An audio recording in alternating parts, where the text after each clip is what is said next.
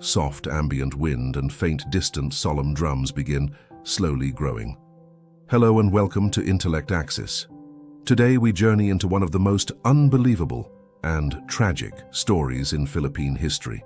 It's a tale of immense courage, unshakable faith, and raw defiance buried deep in the mountains of Sulu, a story that deserves to be told and remembered.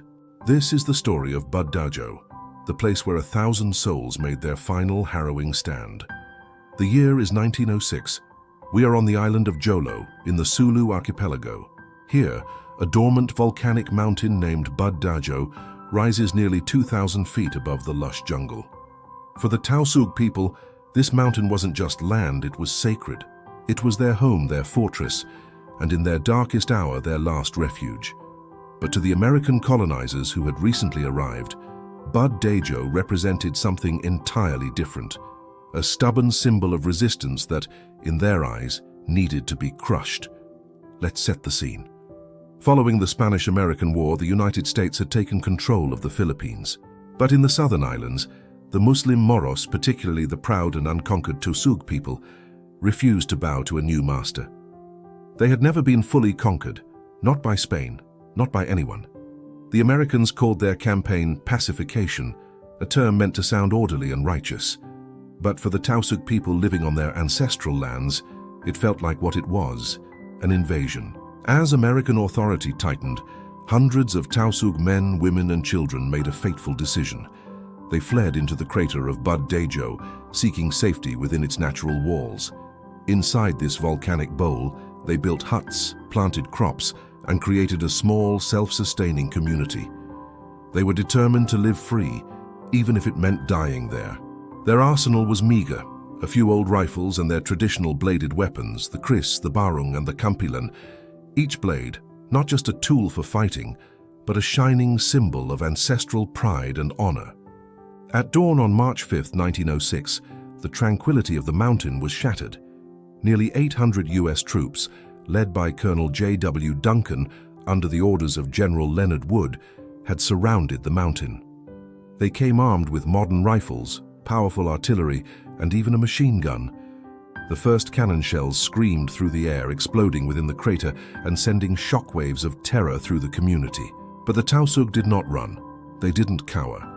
They fought back with ferocious determination. It was a battle of the entire community. Women risked their lives carrying water and ammunition to the fighters. Children, caught in the crossfire, helped reload guns.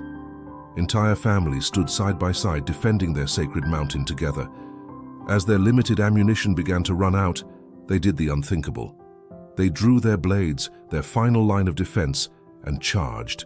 Eyewitness accounts from American soldiers themselves paint a picture of almost superhuman bravery. Some Tausug warriors, even after being riddled with bullets, continued their charge, cutting through enemy lines before finally collapsing. One American officer later wrote, with a mixture of awe and horror, "They fought like lions, fearless beyond imagination. For 3 long days the mountain burned. The battle raged. By March 8th it was over. An eerie silence fell over the crater. When the thick smoke finally cleared, the scene was one of utter devastation. In the United States, the military engagement was hailed as a great victory. President Theodore Roosevelt himself praised it as a brilliant feat of arms.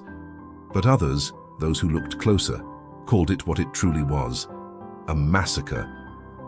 The renowned American writer Mark Twain, deeply horrified by the news, wrote with biting sarcasm, "We wiped them out, men, women, children, and babies.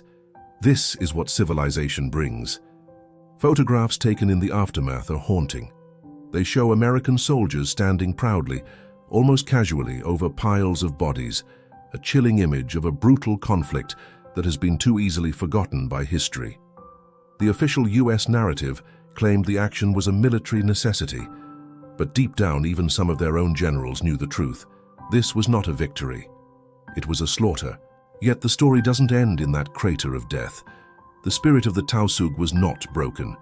Even after the devastation of Bud Dajo, they rose again. In 1913, at another mountain fortress called Bud Bagsak, they fought once more, again, to the last breath, for their land, their faith and their honor.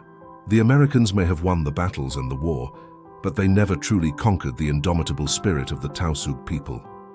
Today, Bud Dajo still stands, its crater a silent, peaceful bowl above the clouds, but beneath its soil lie the bones of those who refused to kneel. Every gust of wind that sweeps through that mountain seems to carry the whispers of their courage, a timeless echo of their sacrifice.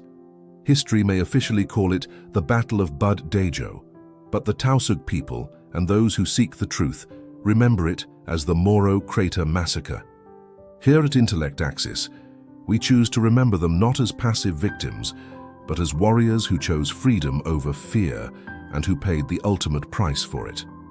Thank you for joining us on this journey into a difficult but important chapter of history. If you found this story meaningful, please consider liking this video and subscribing to our channel for more stories that deserve to be told. We'll see you next time.